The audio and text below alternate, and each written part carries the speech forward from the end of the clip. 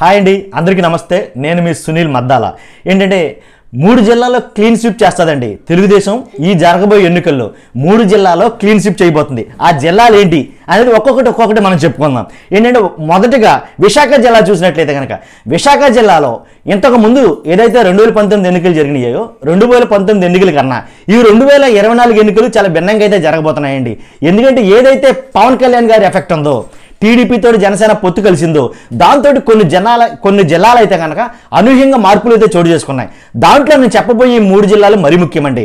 ఏంటంటే విశాఖ జిల్లాలో భీమిలి, గాజువాక, అలాగే Visakhapatnam east, Visakhapatnam west, Visakhapatnam north, Visakhapatnam south, అలాగే ఎస్కోట, ఇవన్నీ కూడాను ఇంతకు ముందు వైసీపీకి చాలా ఎక్కువ పట్టున్నప్పటికీ ఈసారి టీడీపీ జనసేన పొత్తుతోటి ఈసారి ఆ విశాఖ ఏదైతే ఉందో మొత్తం క్లీన్ స్వీప్ చేస్తుంది ఈసారి 100% అనేది కనుక నా అభిప్రాయం, నా పర్సనల్ ఒపీనియన్ అనమాట.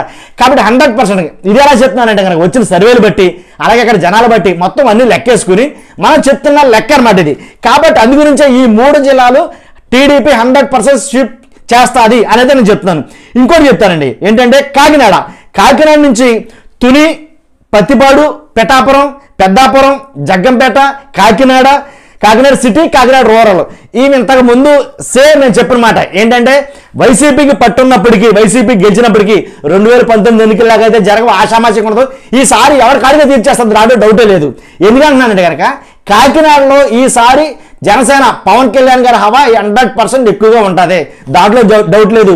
మరి ముఖ్యంగా చెప్పుకోవాల్సింది ఏంటంటే ఈ పిఠాపురం నుంచే జనసేన అధినాయకుడు ఎవరైతే ఉన్నారో పవన్ కళ్యాణ్ గారు, ఆయన పోటీ చేస్తారో, ఆయన పోటీ చేయడం వల్ల కాకినాడ మొత్తం, ఎంటైర్ కాకినాడ మొత్తం చాలా ప్రభావం అయితే చూపబోతుంది జనసేన అని అయితే మాట్లాడుకోబోతున్నారు అనమాట. కాబట్టి నేను చెప్పిన ఈ కాకినాడ నియోజకవర్గాల్లో తుని మాత్రం వైసీపీ కొంచెం ఎక్కువగా మొగ్గు చూపుతుందనే చెప్పొచ్చు, తుని మాత్రం. కాకపోతే జనసేన టీడీపీ ఏదైతే పొత్తుందో అక్కడ ఉన్నటువంటి ఏదైతే కాపులు ఓట్ బ్యాంకింగ్ ఉందో దానివల్ల ఈసారి కాకినాడ కూడా 100% క్లీన్ స్వీప్ అయితే కనుక చేయబోతుంది టీడీపీ జనసేన పొత్తుతోటి, నా అభిప్రాయం ప్రకారం. అలాగే అనకాపల్లి, ఇది కూడా చాలా ఇంపార్టెంట్ అండి. అనకాపల్లి చాలా అనూహ్యంగా మార్పులు చోటు చేసుకున్నాయి అనకాపల్లిలో. ఎందుకన్నానంటే కనుక అనకాపల్లి నుంచే పవన్ కళ్యాణ్ గారి బ్రదర్ ఎవరైతే ఉన్నారో నాగబాబు గారు, ఆయన కూడా అక్కడి నుంచే పోటీ చేస్తారు ఎంపీ టికెట్గా అని అయితే అనుకున్నారు. అది ఎంతవరకు సాధ్యాలో చూడాలి. కాకపోతే నేను చెప్పేది ఏంటనక అనకాపల్లి, అలాగే బాగా ఎక్కువగా కాపులు ఓట్ బ్యాంకింగ్ ఎక్కువ ఉన్న నియోజకవర్గం ఏదైనా ఉందా అది అనకాపల్లి. కాబట్టి అనకాపల్లి, చోడవరం, మాడుగుల, నర్సీపట్నం, అలాగే యలమంచిలి, పెందుర్తి, పాయకరావుపేట, ఇవన్నీ కూడాను మ్యాక్సిమం 100% జనసేనకు మొగ్గు చూపే నియోజకవర్గాలండి.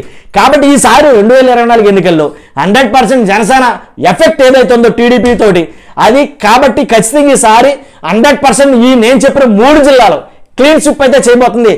మీరు అనుకోవచ్చు ఏంటి అసలు ఆ జిల్లాలో ఒక సీటు కూడా వైసీపీకి రాదా అని. రాదు, మొమ్మాటమే, అసలు దాంట్లో మొహమాటమే లేదు.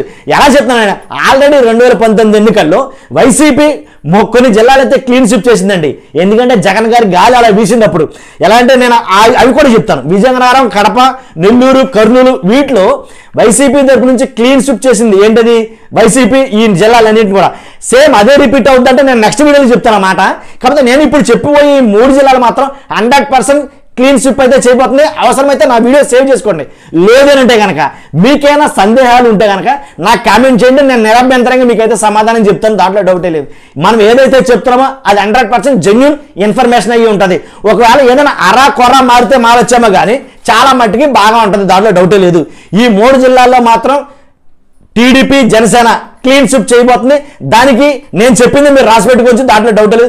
చూస్తున్న మీరు అందరూ కూడా మన ఛానల్ గురించి ఒకటి చేయాలి. ఏంటంటే ఒకటి లైక్ కొట్టండి, అలాగే షేర్ చేయండి, అలాగే సబ్స్క్రైబ్ చేయడం మర్చిపోవద్దు. Thank you very much.